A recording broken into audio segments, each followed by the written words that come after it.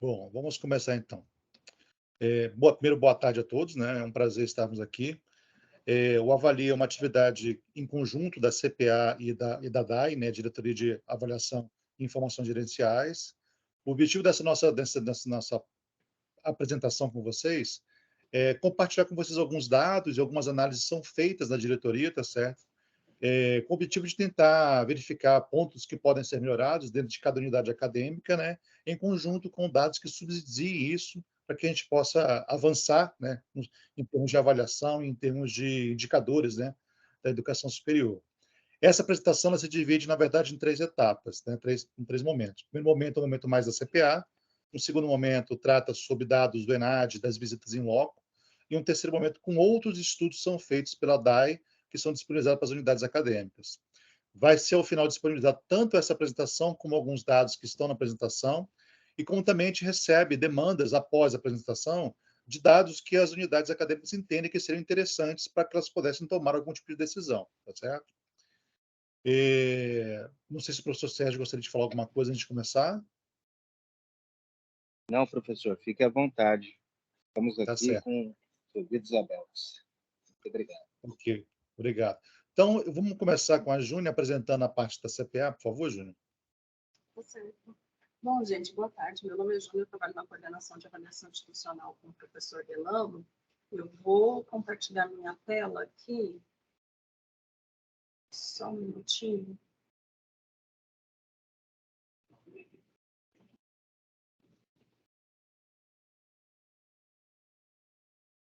Tá um pouquinho devagar, mas calma.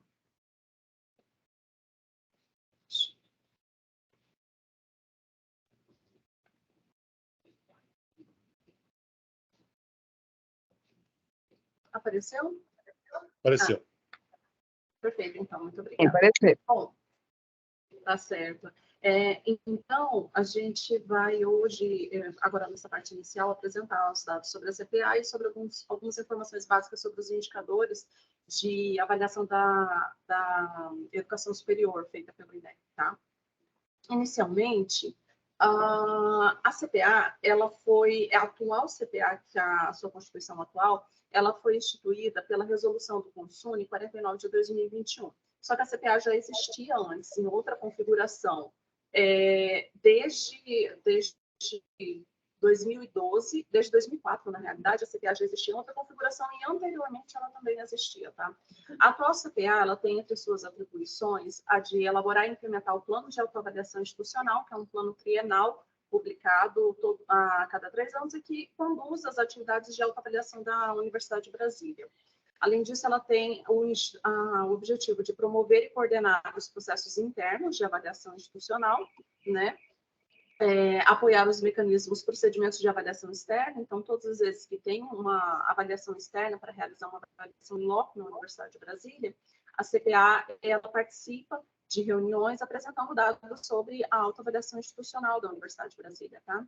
Definir mecanismos de aproximação com as unidades acadêmicas e administrativas para disseminar a autoavaliação como processo contínuo na UNB, que entre essas atividades está aqui a do Avalia UNB, em que nós trazemos essas informações tanto das avaliações realizadas formalmente pelo INEP, quanto das avaliações dos processos, como o professor Delano disse, que são realizados no âmbito da DAI, que são estudos próprios nossos, que buscam fornecer mais informações gerenciais para as unidades acadêmicas. E a CPA tem um processo também de nos orientar quanto a isso, enfim. Garantir que o processo de avaliação institucional tenha como objetivo o cumprimento da missão institucional da Universidade de Brasília, contemple as orientações da legislação em vigor. Tá? A atual Constituição da CPA, ela é essa, com o professor Paulo Roberto como presidente, tá? E nós temos representantes docentes, discentes, e da sociedade civil e técnicos, tá? Bom, em questão à história da CPA, como eu já havia dito, a CPA ela existe há bastante tempo aqui no âmbito da Universidade de Brasília, antes mesmo da constituição dela pelos sinais, na composição como os sinais preconiza, né, em 2004, ela já existia em 2002, tá, como Comissão Interna de Avaliação Institucional da UNB, E antes mesmo dessa comissão interna, a UNB já dispunha de diversas iniciativas voltadas para avaliação, tá? Inclusive, a Universidade de Brasília, ela tem uma expertise que auxiliou no processo de construção do próprio Sinais hoje, que é o sistema de avaliação o Sistema Nacional de Avaliação da Educação Superior vigente no Brasil, né? Em relação ao plano de autoavaliação 2023 e 2025, ele foi aprovado no início desse ano pela CPA, e ele tem objetivos bem claros, como ampliar a participação da comunidade acadêmica nos processos avaliativos da Universidade de Brasília, aprimorar os processos e instrumentos avaliativos que nós utilizamos, estimular ações de disseminação da cultura avaliativa da UNB, e impulsionar o uso da avaliação e seus resultados como base norteadora do processo de tomada de decisão. Tá? Esses são alguns dos objetivos do plano de autoavaliação ali da CPA para esse ano. O relatório de autoavaliação, ele está disponível na internet, ele é publicado uma vez por ano, conforme preconizado pelos Sinais, e ele fica disponibilizado na página da CPA, tá? Que é cpa.unb.br, para quem quiser pesquisar, e ele normalmente contém as 5 dimensões dos Sinais, tá? Relata e avalia as principais ações executadas pela universidade e as potencialidades e dificuldades identificadas pela CPA. Lembrando que a CPA é um órgão que ele é independente da administração da universidade, justamente para trazer essa liberdade na hora de fazer a autoavaliação institucional. Ele é elaborado com base nas 10 dimensões, tá? Tem ações... Só um momentinho que está acontecendo.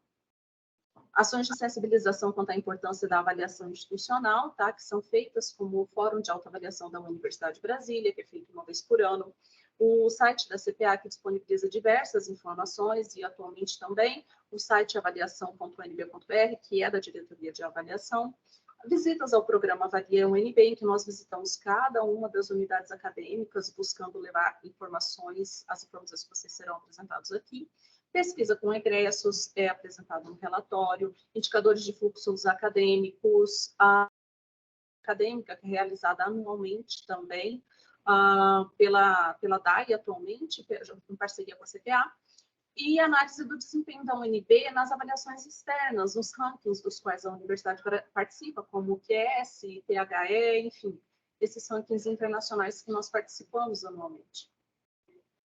Em relação à consulta acadêmica, a consulta à comunidade acadêmica do último ano, os resultados completos estão disponibilizados no relatório de autoavaliação, mas entre essas questões nós perguntamos se a correspondente já ouviu falar da CPA, do trabalho da CPA, né?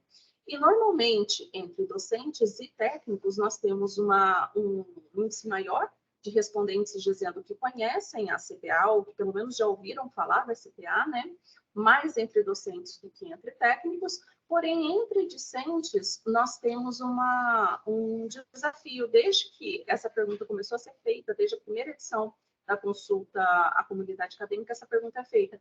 E o índice de discentes que conhece a CPA permanece baixo, o que pode ser explicado ali por fatores como o fato de que o aluno sai depois de um período de tempo, e aí até o novo aluno toma pedra de todas as atividades da universidade, incluindo da CPA, se torna um pouco mais desafiador, enquanto que técnicos e docentes permanecem por mais tempo na universidade, mas é um objetivo tanto da CPA quanto da Diretoria de Avaliação Institucional que os discentes comecem a aprender mais e conhecer mais esse trabalho relacionado à autoavaliação da universidade, tá? Seguindo em frente, encerrando a parte da CPA, eu vou explicar para vocês um pouco aqui sobre os indicadores de qualidade da educação superior, embora eu já imagine que a maioria dos que estão aqui já conhecem bastante esses indicadores, né? Então, a gente vai dar uma pincelada aqui. Bom, inicialmente, existe a questão de que os indicadores de qualidade, essa avaliação, ela é trienal para o INEP, né? Então, cada ano vai ter os cursos que vão participar e o que define o que cada curso quais cursos vão participar, tá? O pontapé inicial dessa avaliação trienal feita pelo INEP, ela é o Exame Nacional do Desempenho dos Estudantes, o ENAD, que ele é anual, respeitando o planejamento trienal, né, dos cursos. A prova é aplicada considerando os conteúdos programáticos das diretrizes curriculares dos cursos, tá? Das diretrizes nacionais, e ele inclui tanto um questionário de percepção do estudante em relação à instituição que ele estudou, quanto uma prova de componentes gerais e uma prova de componentes específicos, tá? Os critérios mínimos para definir que áreas vão participar do ENAD ou não, eles são determinados pela CONAS, tá? E posteriormente aprovados pelo MEC. E um critério que tem sido recorrente há alguns anos na CONAS é que existam pelo menos 100 cursos e 2.000 concluintes na área para que um curso faça o ENAD, tá? Desde 2017, o ENAD se tornou censitário, então todos os alunos que atendem os critérios de concluintes do INEP devem fazer essa prova, e ele é composto por 4 instrumentos, tá? Além dos 3 que eu já tinha comentado, há também o questionário do coordenador de curso, tá? Que é aplicado. Uma vez que é aplicada a prova, os alunos recebem as notas, é iniciado um processo no INEP de estabelecimento de conceitos por curso, para cada curso que foi avaliado. E aí, o que é importante saber desses conceitos, antes da gente olhar cada um desses conceitos? É que, em primeiro lugar, eles são conceitos em valores contínuos, tá? De 0 a 5, que vão indicar a posição relativa do curso entre os outros dessa área, tá? Ou da IES, no caso do IGC, a posição da IES em relação às demais IES, tá? Em relação aos cursos da mesma área ou outros IES. Do posse do valor contínuo, esse conceito contínuo, o INEP vai estabelecer parâmetros de conversão, tá? Para que eles possam ser divulgados e virem aquela famosa, essa é uma universidade nota 5, essa é uma instituição, esse é um curso nota 5, enfim, a forma de divulgação e marketing para as próprias IES e cursos, tá? O parâmetro de conversão há alguns anos tem sido o mesmo, tá? Mas, para se tirar dúvida se houve alguma alteração, basta ler a nota técnica de cada indicador, que é publicado pelo INEP um ano antes, no ano do ENAD, tá? Ele é publicado. E aí você consegue saber se houve alguma alteração, mas já tem alguns anos que tem sido mesmo. Bom, a partir da prova do ENAD, o INEP calcula o conceito ENAD do curso, tá? O conceito ENAD ele é calculado para cada curso de graduação, a partir dos resultados dos alunos, tá? O que a gente precisa saber é que, como pré-requisito, para todos os indicadores, na realidade, não apenas para o conceito ENAD, tá? Precisa ter 2 estudantes concluintes que tenham participado, que tenham resultados válidos no ENAD, tá? Se o curso não tiver isso, ele aparece como sem conceito. O que são esses resultados válidos? O aluno participou da prova, realizou todo o cadastro, tudo bonitinho, e importante, ele respondeu a prova. Ele precisa participar da prova. Se ele for um aluno que foi de corpo presente, mas na prova e tirou 0, por exemplo, não por ter marcado errado, mas porque ele não respondeu nada, isso não é considerado um resultado válido, tá? E aí esse aluno que tiver feito isso não vai contribuir para a nota do curso. É importante saber disso e orientar os alunos em relação a isso, porque nós já tivemos histórico aqui na universidade de alunos que acharam que o momento do ENAD era o momento de fazer uma manifestação política e mostrar que estavam com algum problema no curso, tá? Só que isso acaba, como vocês bem sabem, gerando um resultado negativo para o curso e para a universidade como um todo, já que a nota do curso vai impactar futuramente no conceito da universidade. O cálculo do conceito, ele segue essa estrutura, tá? São o número de estudantes que participou, que tiveram resultados válidos, o desempenho desses estudantes no componente de formação geral e o desempenho dos estudantes no componente específico. Uma vez que o curso tenha o conceito ENAD calculado, o INEP ele vai tentar calcular o indicador de diferença entre os desempenhos observados e esperado, tá? Que é uma comparação entre o desempenho do estudante no ENAD e o desempenho esperado desse estudante com base no desempenho que ele teve lá no ENEM, do ensino médio. Então, um pré-requisito extra, além dos 2 estudantes com resultados válidos, é que esses estudantes tenham feito o ENEM. Obviamente, eles consigam recuperar essa base, tá? Do ENEM. E tem que ser dentro do prazo de 3 anos anterior ao ingresso. O cálculo do conceito, ele atende o número de estudantes concluintes válidos, o desempenho desses estudantes, né? aí o desempenho dos estudantes lá no ensino médio e o número de participantes do ENAD com nota do Enem recuperada. Como resultado disso, os cursos que conseguirem atingir esse objetivo, eles vão ter o IDD calculado. E aí, o que é importante? O IDD é uma estimativa do desempenho concluinte decorrente da qualidade de oferta do processo formativo do curso. O que a gente precisa considerar quando vê um IDD?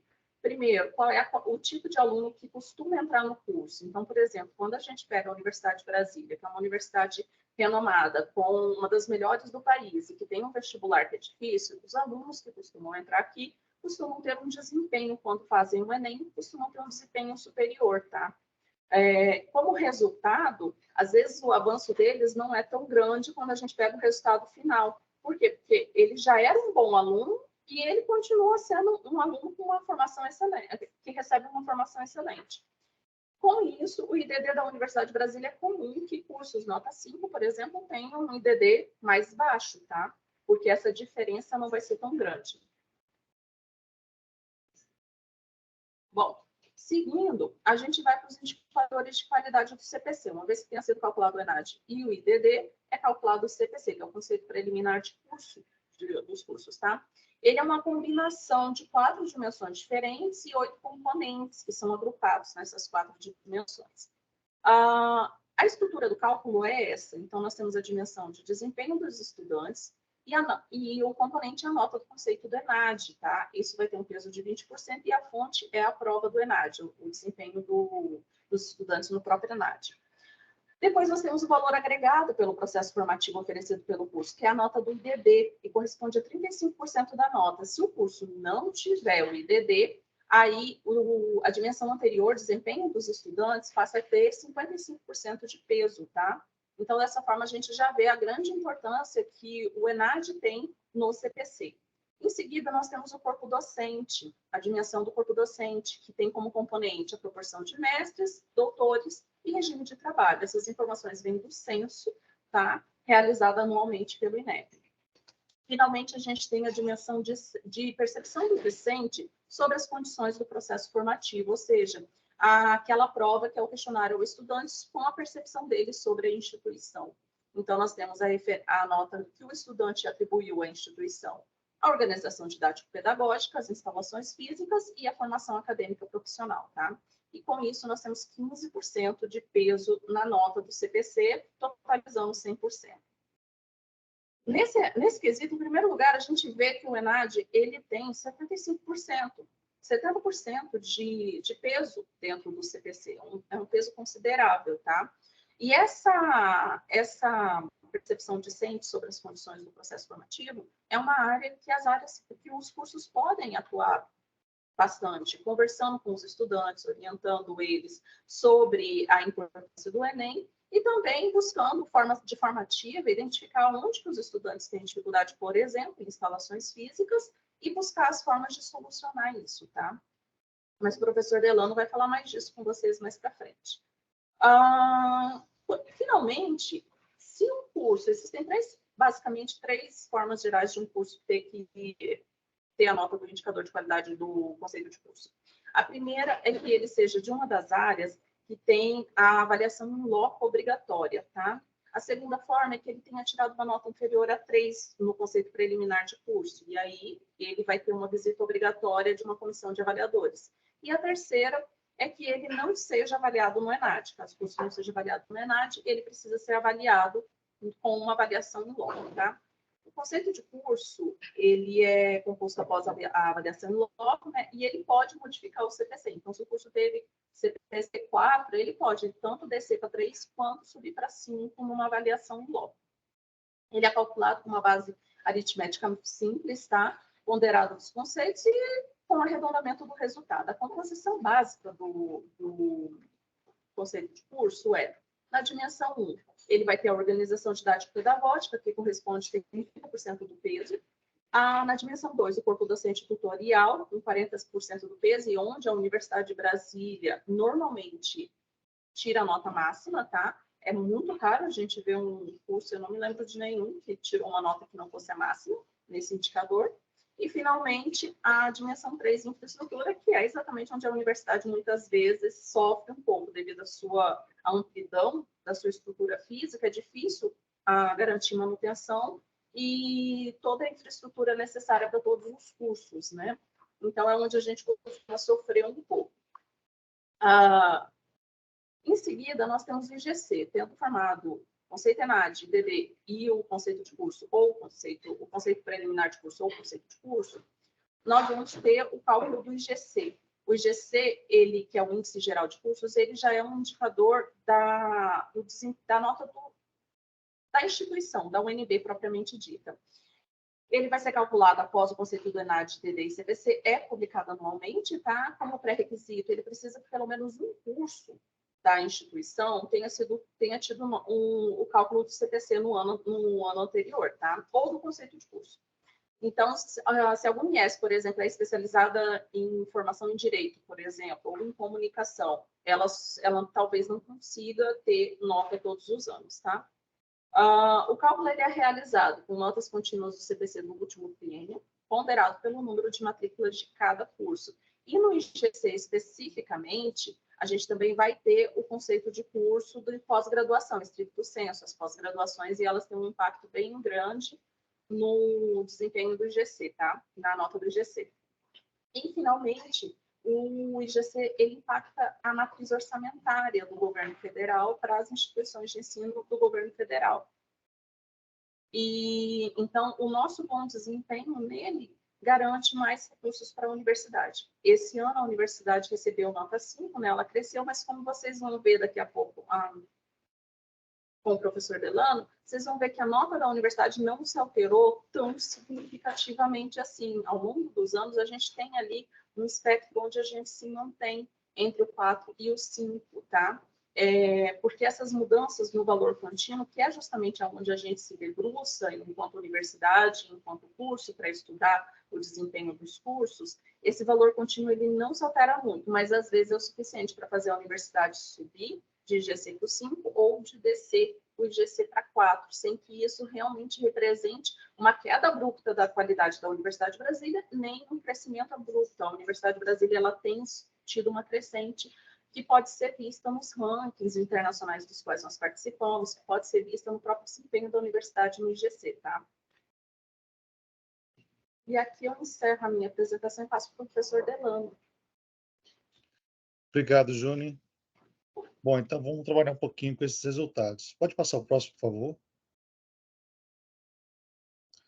Então, aqui a gente justifica por que a gente faz essa análise por unidade acadêmica e não por curso, na verdade, né? Que a gente entende que, na verdade, quando tem mais cursos dentro da mesma unidade, as dificuldades, as fragilidades e as potencialidades dos cursos são questões mais coletivas do que individuais de cada curso. Então, a gente pensa que a gestão daquela unidade pode trabalhar aquilo de forma mais conjunta do que de uma forma individualizada, tá certo? Próximo, por favor. Aqui, então, a gente tem os resultados de análise CPC, CC e DD dos cursos da FAC, né? Publicidade, propaganda, audiovisual, comunicação organizacional e jornalismo.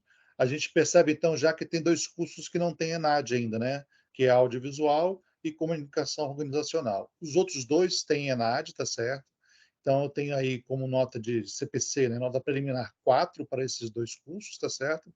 E no caso CC, que é da Visita em Loco, eu tenho um 4 para publicidade e um 5 para jornalismo, ok? E nos dois cursos sem, perdão, rapidinho, nos 2 cursos sem ENAD, eu também tenho nota 5 para os 2 cursos. Então, de forma geral, a avaliação já é muito boa na FAC, né? Então, já tenho nota 5 e eu tenho uma avaliação muito boa, né, nessas unidades, nesses cursos aí. Próximo, por favor.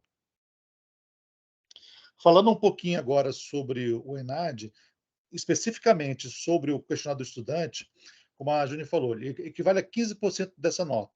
Então, não é uma nota desprezível, né? A gente, olhando para a universidade como um todo, a gente percebe que muitas vezes a percepção do estudante sobre a universidade ela tem várias limitações. Ela é bem diferente, obviamente, da percepção de um avaliador, porque parte de critérios diferentes, obviamente, está certo? Mas é interessante perceber que a gente pode, de alguma forma, não influenciar, mas sim esclarecer alguns pontos que talvez não estejam claros para os estudantes ao longo do tempo, né? ela trabalha com essa escala Likert, né, de discorda totalmente até concorda totalmente, trabalha esses três eixos, né, organização didática pedagógica, infraestrutura e oportunidade de ampliação da formação acadêmica e profissional. Próximo, por favor. E aí eu vou trazer alguns exemplos de itens que a gente pode estar acompanhando, né? Então, a ideia é que quanto tiver mais azul, né, mais concordo plenamente, quanto tiver menos azul, eu concordo menos, né? Então, o item lá 28, os conteúdos abordados das disciplinas do curso favoreceram sua atuação em estágios e atividades. Então, pela análise que nós estamos fazendo aqui, para os cursos de publicidade, propaganda e jornalismo, a tendência é que os alunos concordem, né, que teve uma contribuição. Alguns mais, outros menos. Então, em algumas situações, em algumas unidades, o que os cursos têm feito? Eles têm feito palestras, workshops, seminários com estudantes, mostrando de que forma que as atividades que são abordadas no curso favorecem a oportunidade de estágio ou de atuação profissional desses estudantes, tá certo? Próximo, por favor. Um outro item sendo utilizados no curso, desafiaram você a aprofundar conhecimentos. Então, de forma geral, está mais azul, né? Isso quer dizer que parece que os estudantes percebem que essas atividades ou metodologias de ensino fizeram eles aprofundar os seus conhecimentos, tá ok? Mas com algumas divergências. Então, novamente, alguma coisa pode ser colocada para os estudantes ao longo do tempo, tá certo? Próximo, por favor. Foram oferecidas oportunidades para os estudantes superar dificuldades relacionadas ao processo de formação. Aí você vê que está mais ou menos, né? Ou seja, às vezes, com questões de acompanhamento, com questões de monitoria, tutoria, são ações que são feitas na unidade que podem auxiliar o estudante a sanar essas questões, tá certo? E entender de que forma que ele pode superar dificuldades que são encontradas ao longo do seu processo de formação. Próximo, por favor.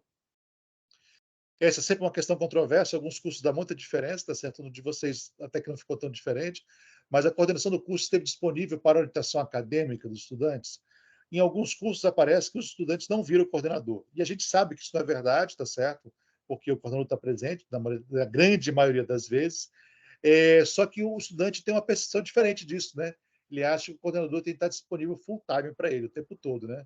E aí a gente tem de colocar que não é assim que funciona de um curso, né, que o coordenador tem outras atividades além da atividade de coordenação. Próximo, por favor. Então, só para lembrar, esses itens mostram que alguns desses itens podem ser acompanhados ao longo do tempo. Algumas unidades têm feito seminários e workshops com estudantes para o esclarecimento desses itens na unidade, porque muitas vezes ele só para pensar no seu curso no dia da prova da ENAD. E aí, com isso, ele, às vezes, né, dependendo do calor do momento, essa avaliação pode não ser tão boa, não pode ser tão justa, porque ele acaba lembrando só dos momentos mais recentes da sua formação, ok? Bom, então o que nós temos aqui? Nos dois cursos que fizeram ENAD, eu tenho aqui o CPC faixa, né, que é aquele dado mais detalhado, e o contínuo. Então, olha que interessante, né, nos dois casos eu estou bem próximo, muito próximo. As duas notas são 4. E aí volta a história. Talvez pela percepção eu consiga fazer uma pequena alteração e chegue a um conceito 5, tá certo? Então, quer dizer, está muito próximo, porque, na verdade, eu não preciso passar por 4 para chegar ao conceito 5. Às vezes, 3 pontos, alguma coisa, 9, alguma coisa, pode ser suficiente para isso, ok? Próximo, por favor. E a gente vai mostrar alguns dados disponibilizados pelo INEP com relação à evasão, tá? Por favor, próximo. Aqui, então, a gente está comparando o curso da UNB, tá certo? Com demais cursos de instituições federais, tá certo? Então, eu estou ignorando instituições particulares, tá certo? Eu tenho um problema de nome de curso, né? Então, às vezes, eu não consigo comparar diretamente cursos que são semelhantes ou iguais, pois seus nomes são muito diferentes. Então, quando eu comparo os cursos de jornalismo da UNB com cursos de outras instituições federais, então eu tenho aqui que uma taxa de permanência da UNB ela está um pouco abaixo do que a nacional. Eu tenho uma taxa de conclusão um pouco maior, tá certo, do que a média, e tem uma taxa de desistência muito próxima, né, da média nacional. A mesma coisa vai acontecer com o curso de publicidade e propaganda.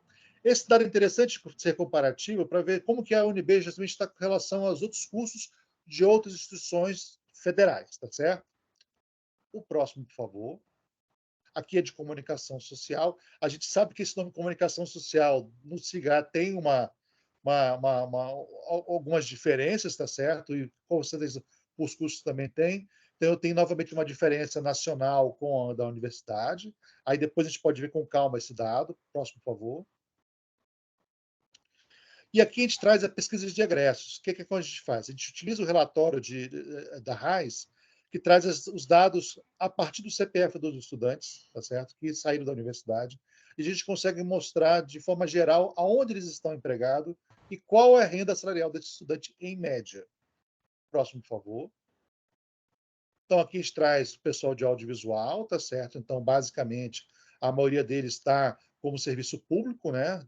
Perdão, como CLT, ok? Mas as maiores rendas estão no serviço público, ok? Próximo, por favor. Aqui eu mostro um gráfico no qual eu indico que, de forma geral, e é o mais comum que acontece, que é quanto maior o tempo de formado desse egresso, maior será o seu salário, tá ok? Isso para audiovisual. Para jornalismo, eu também encontro um grande número de jornalistas aí com CLT, mas a média salarial maior acaba sendo a média do serviço público, ok? O gráfico é semelhante, tá certo? Com diferença da curva, mas de forma geral o padrão é semelhante. Próximo, por favor. Publicidade e propaganda segue o padrão, tá certo? Dos outros cursos da FAC. Próximo. Com um gráfico também semelhante, tá ok? Próximo, por favor. Comunicação organizacional também aparece da mesma forma. Próximo. Um gráfico com uma pequena variação, essas variações podem ser pelo número de estudantes egressos que são coletados, e apresentam variações, tá certo? Mas, de forma geral, também tem um maior salário daqueles que formaram há mais tempo. Próximo. E aí, eu entro no relatório dos indicadores. Esses dados da RAIS, antes de continuar, esses dados da RAIS estão disponíveis, tá certo, no nosso site de avaliação UNB, e vocês podem depois pedir algum detalhamento, algum tipo de esclarecimento se acharem necessário, tá ok?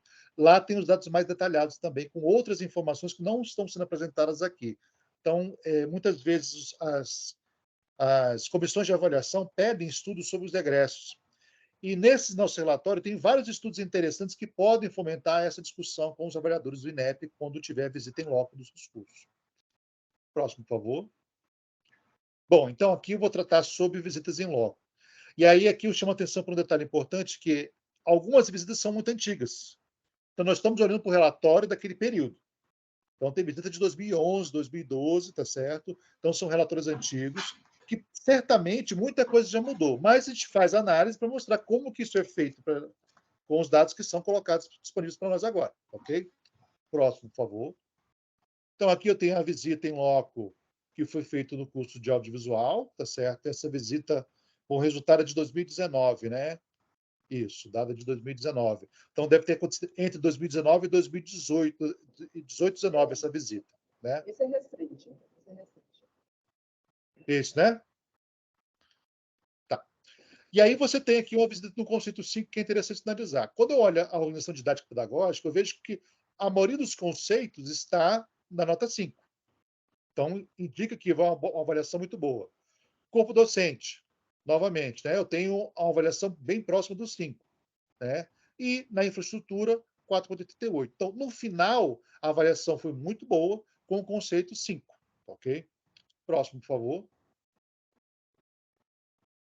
Quando eu vou para a comunicação organizacional, eu tenho um padrão muito parecido também, com muitas notas e conceito 5 prevalecendo, que também levou a um conceito final 5. Essa visita é uma visita antiga, tá certo? O jornalismo. Então, é uma visita que está aqui com data do INEP de 2011, então deve ter acontecido entre 2010 e 2011. É um instrumento antigo, esse instrumento já mudou, se eu não me engano, umas 3 ou 4 vezes depois disso, tá certo? Então, nesse instrumento, inclusive, não tem o destrinchamento dos conceitos ponto a ponto, como é feito hoje em dia. Então, aqui a gente só traz a nota final que é apresentada, tá certo? Porque não apresenta isso para nós. Então, conceito 5, com uma avaliação muito boa de organização pedagógica, né, e corpo docente. Próximo, por favor. O de publicidade e propaganda também dessa mesma data, tá certo? Com um conceito um pouco menor. Se a gente voltar ao outro slide, a diferença, pode voltar ao próximo, o anterior, por favor? A diferença entre os dois foi a questão da organização didático-pedagógica, né? Eu não sei as notas pormenores, né, porque elas não aparecem, mas de forma geral parece que a organização didático-pedagógica do curso, naquele momento, pesou um pouquinho mais, tá certo? Próximo, por favor. E aqui a gente faz... Delano, posso comentar essas duas telas, porque acho que é bem importante. Por favor, professora. As duas, a gente pode ver que na dimensão 3, jornalismo e publicidade, tiveram lá em 2011 infraestrutura 5, né? E essa infraestrutura aí foi antes da reforma que nós temos hoje. Tá? Então, hoje a gente tem outra, em termos de infraestrutura, hoje, segundo as avaliações que aconteceram depois, né, que foi no caso de audiovisual e de comunicação organizacional, a infraestrutura recebeu 5, e a nossa expectativa é que na infraestrutura de jornalismo e publicidade, quando acontecerem, também serão nota 5, tá? Porque a faculdade teve uma reforma total. Desde aí a gestão do reúno, do seu Davi, mais 2 gestões, e continuamos progredindo. Acho que isso é bem importante a gente considerar. Obrigada por apresentar. Excelente seu comentário, professora, porque é justamente essa análise da unidade que deve ser feita, né? Então, no momento, o curso teve uma nota que não foi tão satisfatória na infraestrutura, mas como isso foi modificando ao longo do tempo, já começa a dar sinais em outras avaliações, né? Então, quer dizer, isso é compartilhado na unidade e não apenas no curso, ok? Obrigado. Próximo, por favor. Tá, então esse assim como eu falei, aqui eu estou trazendo o que foi analisado no relatório naquele momento, tá certo? Então, alguns pontos que eram importantes. Na visita de jornalismo, realizada em 2011, produziu os seguintes comentários por parte dos avaliadores. Questão de banheiro, defasagem de acervo bibliográfico, né? E ausência de assinatura de revistas. Essas questões, na maioria dos cursos da universidade, já foram superadas. Dessa data aí de 2011, isso já foi superado. Como a professora acabou de colocar, que já tivemos várias reformas e várias mudanças, certamente também já foi superado. Eu só chamo atenção, e chamo sempre essa atenção, para a questão do acervo bibliográfico. Hoje em dia, o NDE tem um papel muito importante nesse acervo bibliográfico, porque ele que atesta, através de estudos ou relatórios, se a quantidade do acervo disponível para o curso atende à demanda daquele curso, né? E eles pedem um documento feito pelo próprio NDE.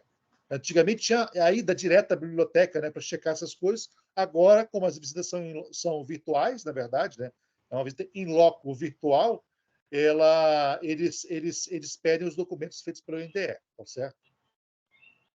Aí o outro ponto é justamente... Aqui, que todos os NDEs estão aqui presentes, inclusive as duas provas de avaliações, que é jornalismo e PP, né? Nós temos colocado o SEDOC, que nós temos documentação, a gente tem a bibliotecária agora, e todo edital que surge, a atualização, a BCE tem feito constantemente os editais, o SEDOC tem sempre ficado disponível para ajudar na compatibilização, verificar as metas, bibliografia básica, se temos, né, na BCE. Se não tiver, a gente tem os editais para pleitear. Então, aproveito aqui para reforçar para os NDEs estarem em contato com o SEDOC, a nossa bibliotecária Mônica, para já enfatizar aí essa atualização. Né? Perfeito, professora.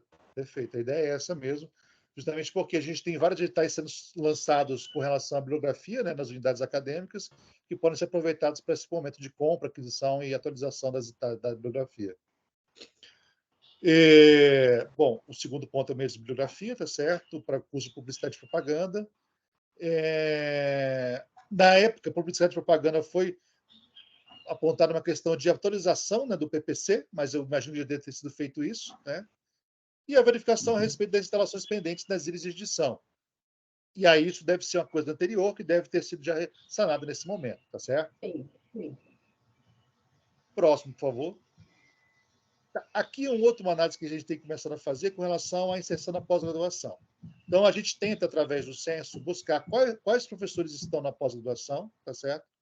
Se eles estão em uma ou duas pós-graduações. Por quê? Porque esse dado é interessante, porque a gente sabe que a pós-graduação é um item de avaliação importante para o IGC, e a gente também sabe que a presença do professor na pós-graduação tem uma tendência a ter maior publicação, que também impacta não só o CC, né, do curso, quando tiver a visita em loco, como também, no final, o IGC. Então, pelos dados que nós temos assim, aqui a gente tem um problema de nome, às vezes nomes dos professores ou cadastro de professores, mas de forma geral apareceram 68 professores para nós, e desses 68, 55,9 está fora da pós-graduação e o restante está na pós-graduação. Esse dado a gente checou, mas a gente precisa verificar depois com vocês se ele está correto mesmo, tá certo? Porque, pelo que está indicando aqui, mais da metade dos professores está fora da pós-graduação. Não que seja uma coisa obrigatória todos estarem na pós-graduação. O que a gente pede apenas é que seja dada a possibilidade que o professor, se tiver interesse, ingressar na pós-graduação com critérios que sejam claros e justos, porque nós sabemos que em algumas situações os critérios às vezes são muito duros para a entrada de novos professores à pós-graduação, tá certo? Uhum. Aqui eu tenho uma produção docente da unidade acadêmica, tá certo? Então é interessante ver essa produção docente, porque aqui a gente mostrou aqui do lado da tabela critério de análise, que é de que forma que os avaliadores olham para a produção docente. Então, para o conceito 5, eu tenho que ter pelo menos 50% dos docentes publicando 9 produções nos últimos 3 anos. Pelos dados que nós coletamos de vocês, tá certo? A gente tem aqui mais de 50% publicando mais de 9 produções. Então, numa avaliação atual, seria conceito 5 novamente, tá ok? Próximo, por favor. Aqui a gente traz um dado novo nosso, que é um estudo que a gente compara os nossos cursos de pós-graduação com cursos de pós-graduação de outras unidades, de outras instituições superiores. O que a gente pegou? A gente pegou todas as instituições federais que estão acima de nós no IGC. Então, eram 3 universidades naquele momento. Esse dado é de 2021, tá certo? Depois saiu a avaliação da CAPES em 22, mas esse dado é do IGC. Então, ele é de 2021 ainda, tá certo? A nota dos cursos de vocês corresponde à nota que tinha em 2021, ok?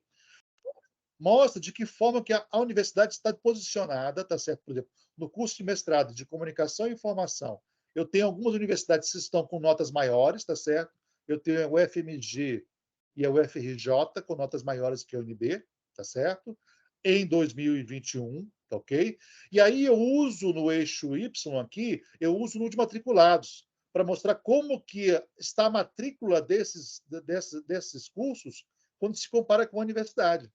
Por que isso é interessante? Porque, às vezes, a gente pode abrir editais que tem... Porque isso tem um impacto significativo. O número de alunos matriculados no curso faz uma diferença depois no IGC, porque é uma ponderação entre a nota do curso e o número de matriculados. Se, às vezes, se eu consigo notas boas e também muitos alunos matriculados, a minha nota sobe bastante no IGC. Então, é interessante analisar isso depois com calma, ver como que estão os editais de ingressantes, né, na pós-graduação. Próximo, por favor. Delano, Pode falar, professor? atualizando, né? A UNB fez de 2021 para cá uma campanha de aumento de vagas na pós-graduação. O nosso programa aderiu a essa campanha, eu próprio aumentei minhas vagas, que estão abertas, vários colegas aqui. Então, nosso programa ampliou o número de vagas, respondendo o incentivo da administração do decanato, e, felizmente, também não tivemos falta 5. Então, isso é bom. A gente já estamos na pós-graduação falta 5 e o número de alunos ingressantes nosso aumentou também. Obrigada. Perfeito, professora. Inclusive, esse dado de aumento de vagas de 21 para 22 ainda não fez o efeito que nós esperávamos no ENAD, porque como o ENAD saiu em 21, o nosso incremento só foi visto em 2022. Então, a gente ainda não conseguiu ver. A nossa subida do IGC não levou em consideração ainda isso. Então, quer dizer, a gente ainda vai crescer um pouquinho mais do IGC depois desse incremento, tá? Ótimo. Bom, aqui é o curso de pós, né? E aí o de doutorado, tá certo? E aí, basicamente, é o mesmo dado, tá ok? Só que aí, no caso do doutorado, novamente mostra 2 universidades que estão à nossa frente, são as mesmas universidades, é isso? É o UFMG e o UFRJ, tá certo? Estão à nossa frente com nota, né? E outras que estão numa posição muito semelhante, né? Tá? No curso de comunicação, aí eu tenho uma diferença, né? Tem vários notas que estão atrás. Ok, próximo, por favor. É isso, pessoal. Obrigado pela apresentação, tá certo? Agora a gente coloca, professora Dione, professor Sérgio, o espaço para vocês fazerem perguntas, comentários, tá certo? Para a gente poder contribuir de alguma forma com vocês. Obrigada, Delano, Júnior, equipe CPA. Eu mudei de computador aqui, não está querendo abrir a câmera, mas pelo menos a minha internet está estável. Eu vim aqui para a faculdade para poder acompanhar melhor vocês. Eu tenho uma primeira colocação, nós vamos abrir para toda a comunidade aqui presente, agradecer a participação, estamos com uma sala cheia, né, na faculdade aqui em relação a esse evento, mas eu tenho uma preocupação, ela é colocada continuamente, que é duas dimensões que nós sofremos impacto. A gente tem, nesse movimento de crescimento, mas a gente tem um curso noturno, esse que acabou de ser, né, de forma muito justa e renovado, recredenciamento com Nova 5, mas é um curso que vocês conhecem muito bem da estrutura do noturno, no sentido de que é um curso que entrou com 40 vagas de ingresso, né? Esse semestre está com 54 turma de calouros com 55 alunos, porque, né, vai recompondo, evasão, etc. E um corpo docente que está sobrecarregado para dar suporte para o tamanho do curso. Né? A gente aceitou a proposta de criar um curso noturno, na nova área, com um corpo docente muito enxuto, mas estamos já pagando um valor de sobrecarga. Então, essa é uma questão que colocamos devolutivo para a CPA, de forma que a gente pode sensibilizar a universidade, não é o único curso noturno, é o único curso carregado, mas o nosso está, e, portanto, esse curso também tem vários professores na pós-graduação, então também trazendo resultados, né, para a pós-graduação, o próprio coordenador do curso da pós-graduação é do curso noturno, né? Então, esse é o gargalo que nós temos. Né? Temos impacto, estamos gerando resultado, não estou dizendo que esse resultado está, né, trazendo um esforço muito contínuo. Isso também tem que pensar como recompor os custos noturnos em termos de, né, quadro de pessoal. Temos a questão da dificuldade de reposição de quadros de servidores técnicos, né? Temos esse gargalo também, tem vários servidores técnicos que nós perdemos se não tivermos recomposição de quadro. Infraestrutura não temos questões, a dificuldade. Né? Temos uma questão aí que temos dado atenção especial, que é a evasão ainda desdobrando da pandemia. Né? Obrigado, nos nossos cursos tem feito uma campanha muito forte para acompanhar os estudantes, monitorar, subsidiar, conversar, né? Criar mecanismos de suporte, decidir as políticas do DDS, do DAC, né? Restaurante universitário, tudo isso é importante e gera resultado para a gente. Né? A gente aproveita o melhor possível, mas tem esse cenário, e ainda sofrem desse processo de evasão ou de retenção, né? Em relação aos cursos pós-pandemia. E temos como grande desafio, que não é só para o curso noturno, e vários professores que estão na pós colocam sempre a demanda, que é como que a gente faz para, de alguma forma, administrar melhor ou reduzir a carga dos docentes que estão na pós em relação à oferta na graduação. É uma resposta que nós não temos, não conseguimos fazer nenhuma proposta, no caso, a nível de unidade, não temos como dizer bem, não, o professor que está na pós pode ficar só na pós, né? Mas eu dou a devolutiva de que, em termos de administração superior, gestão junto ao MEC, Andipes, né? A própria reitora nossa está desenvolvendo a Andipes, da gente evoluir nesse raciocínio, porque nós viramos universidades que são centros de ciência e tecnologia. Então, a gente gera patente, a gente gera publicação, mas, na verdade, nós somos, ao mesmo tempo, um instituto de pesquisa, ao mesmo tempo somos laboratório, ao mesmo tempo somos extensão, né? E isso está gerando camadas e camadas de trabalho, geram camadas e camadas de resultado, mas tem um ser humano no meio disso, né? Somos nós todos, vocês, servidores, nós docentes, né? Os estudantes. Então, quero, né, agradecer aqui esses números, né, que surgem, e é fruto do trabalho da nossa comunidade, inclusive vocês, de cooperação, instruções que a gente tem que procura. Mas temos aí questões que precisamos de mais subsídio, de mais infraestrutura física, não, mas de pessoal, sim, recursos de pessoal, né, que possibilitarão dar mais sobrevida, não só os números das pessoas que fazem os vídeos, que é a nossa comunidade que está aqui assistindo esse momento. Então, dar essa devolutiva como uma demanda nossa, na demanda da faculdade em relação, olha, continuamos não crescendo, continuamos dedicando para o crescimento, continuamos querendo ser 5, 5, 5, 5, 5, é o que a gente tem conseguido fazer. Né? Mas, técnicos e servidores, né, a sobrecarga de quem está na pós e também na graduação, o recurso noturno que cresceu, né? Um público muito grande, precisamos de pensar como recompor esses fatores para que a gente continue sendo 5. Uma faculdade 5. Né? Se a gente passar uma década do tamanho que nós somos, em termos de servidores técnicos e docentes, eu acredito que finalizando 2033, a gente não vai conseguir ser 5, como somos hoje. Então, realmente, estou aqui pensando em dar essa devolutiva para que a universidade incorpore isso, né? Esses 20 anos de qualidade, nos últimos 20 anos que a universidade cresceu, a FAC está somando disso aí, né? A comunicação é um indicador que coloca o Brasil nos trilhos, né? A gente tem uma colaboração muito importante nisso aí, mas eu estou dando devolutiva, sabe, Delma? Porque precisamos de até isso, por ser ciências humanas e sociais, então pensar em mais editais que tenham subsídio, sabe, para que essas áreas, né, não tão visíveis do campo do conhecimento recebam um pouco mais de suporte. Embora quando a gente faz demanda, eu não tenho assim, como políticas mesmo gerais, né, sem precisar de ficar nessa demanda. Em relação ao curso noturno, definitivamente, a gente precisa de a universidade incorporar isso como uma tarefa global para recompor, porque os nossos professores estão nesses, todos nós estamos, mas em noturno especialmente, eu não posso deixar de estudar isso aqui, pedir aí um diálogo. Né? Tem inscrições, professor?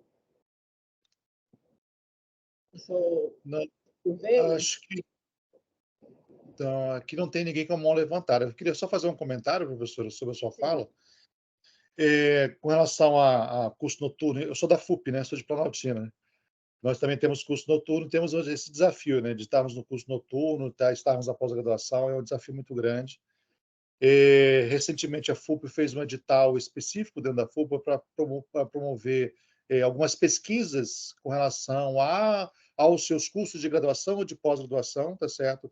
Para justamente indicar, talvez, alternativas ou soluções para esses desafios que aparecem para a gente aí, tá certo? Foi um edital muito interessante, porque foi com recurso próprio da FUP, tá certo? E geraram vários relatórios que vão subsidiar decisões futuras aí. Uma outra questão interessante que você traz, professora, é com relação ao estudo de evasão e de retenção. Nós vamos desenvolver agora, ao longo desse semestre do próximo, duas análises sobre evasão e sobre retenção dos estudantes.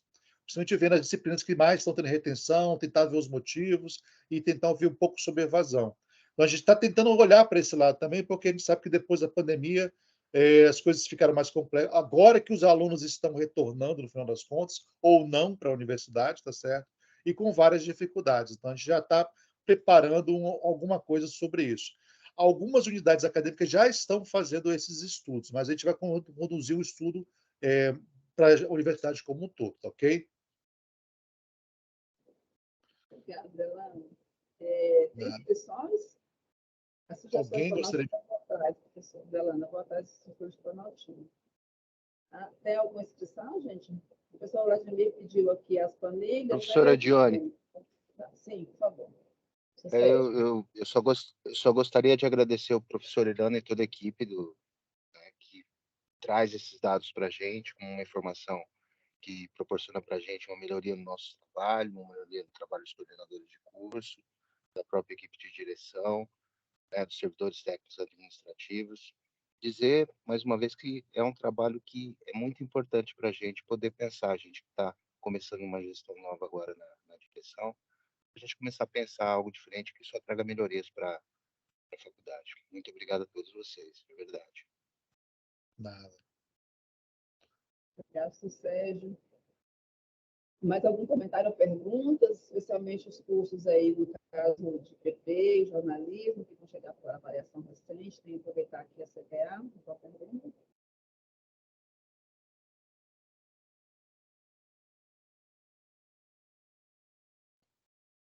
Sou Luciana. Professor Luciano. Oi, gente, boa tarde. Estão me escutando? Sim, sim. Sim, sim. Eu sou do NDE de Publicidade, professor Delano, Júnior, obrigado aí pela palestra. E eu queria tirar uma dúvida quanto a essa questão das avaliações mais antigas, né? Pelo que eu entendi até agora, é que a gente não tem recebido as comissões por conta das nossas notas no ENAD, né? Então, eu queria saber assim, se existem perspectivas de programação para essa visita, ou se a gente continuar tendo, né, uma nota no ENAD boa, e a gente preparar bem os nossos estudantes, se essa visita ela vai sendo postergada, ou se em algum momento obrigatoriamente ela vem. Né? Pensando nesse sentido, né, porque como a gente teve uma há mais de 10 anos atrás, e a gente tem condições completamente diferentes hoje no curso, né, até mesmo de corpo docente, etc., daquela época. Eu, por exemplo, eu cheguei no curso de publicidade, eu sou da Faculdade de Comunicação desde 2010, mas eu fui para o curso de publicidade em 2017. Então, já é um outro cenário, temos novos professores, uma nova vaga que a gente conseguiu no ano passado e etc. Então, queria só ouvir vocês dessa questão ENAD, avaliação, né, e como é que que estratégias a gente teria que adotar para melhorar essa nota, né, já que a gente ficou nessa última avaliação com um 4, né? Obrigado, gente. Professor, obrigatoriamente vocês não teriam uma visita pela nota que vocês têm no ENAD, tá certo? Mas essa visita pode ser provocada.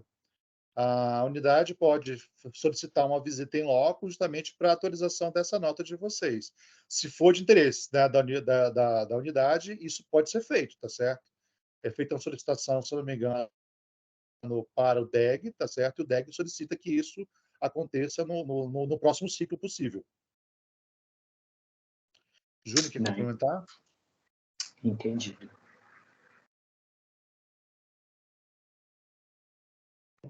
Então, Delano, a gente pode solicitar, assim que terminarmos, que a gente está com algumas questões de andamento, né, professor Luciano, no PP, fazendo reintegralização aí em relação à extensão, Isso. dele, né?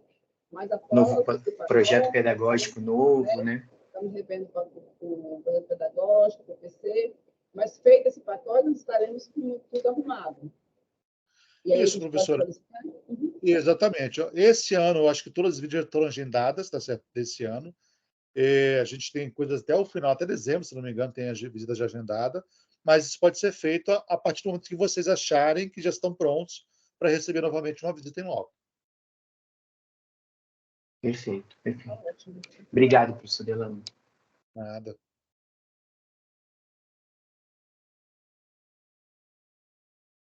Vamos ouvir, alguém? Tá bom. Eu queria só mostrar, se possível, rapidamente para vocês. Deixa eu só encontrar meu navegador. Tá na tela, já não via. Onde fica para vocês encontrarem as informações já no site da UNB, tá? Aqui. Então, tá compartilhando? Mostra o caminho aí, Júnior, por favor. Está aparecendo.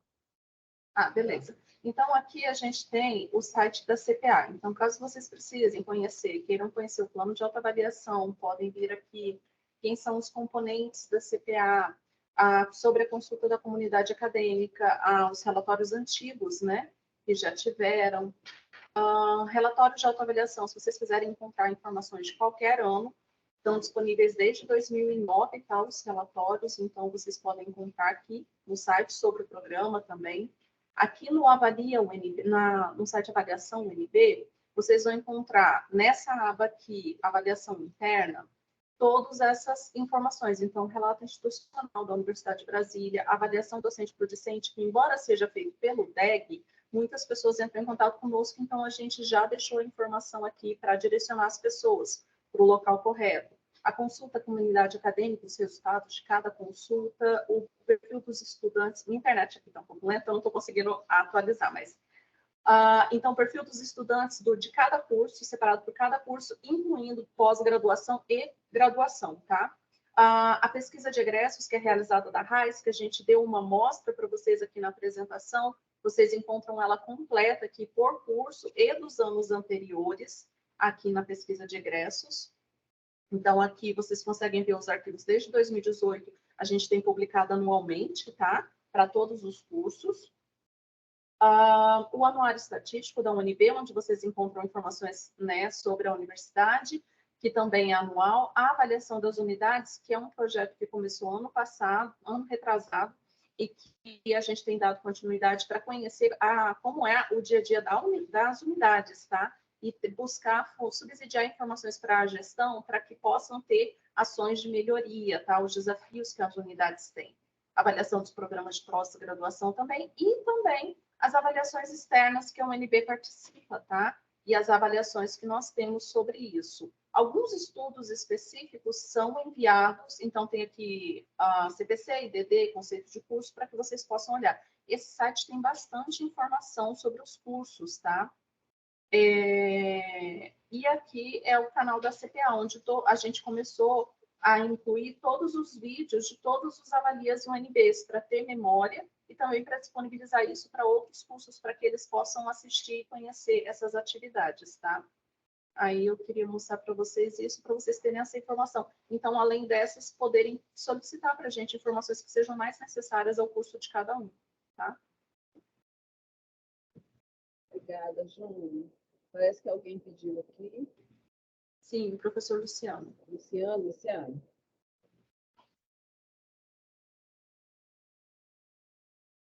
Perdão, gente, eu só não abaixei a mãozinha de novo, eu já tinha falado. Obrigado.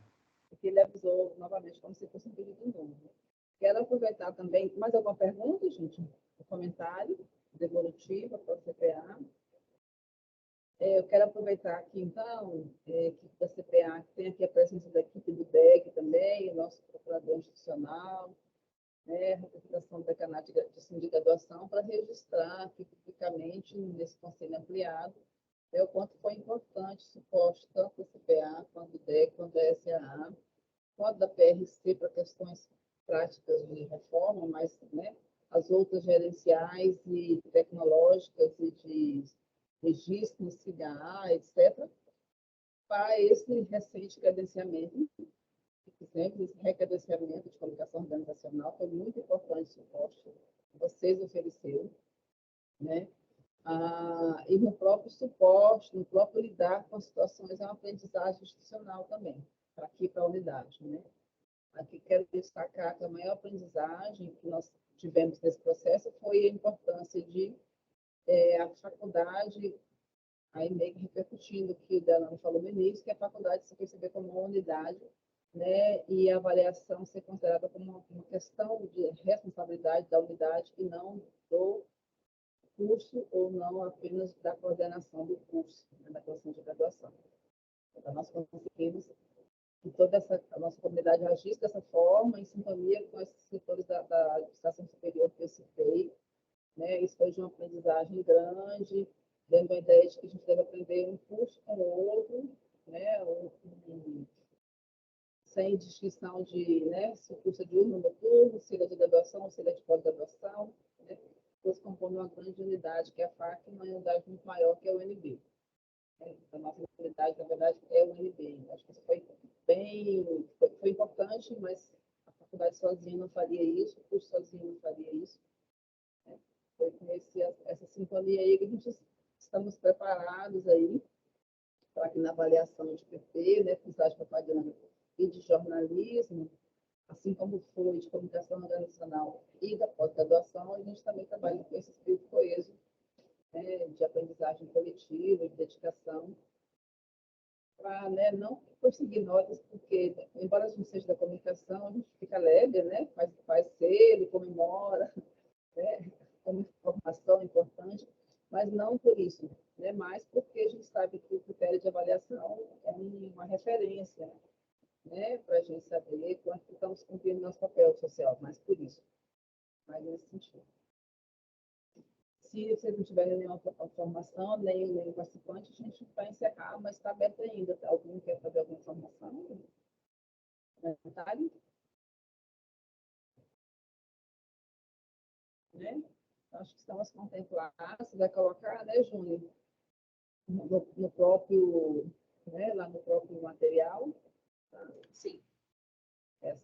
Esse material de vocês, né? Se alguém puder colocar, se tiver alguém que possa colocar as avaliações, também a gente agradece, as próprias avaliações, né? A gente agradece para ficar um conjunto ali, composto, que a gente vai pegar esse processo C e distribuir para todas as unidades, tanto a graduação quanto a pós, até para ficar a memória institucional, né? E a gente criando uma série de memória em relação à avaliação, para a gente amadurecer.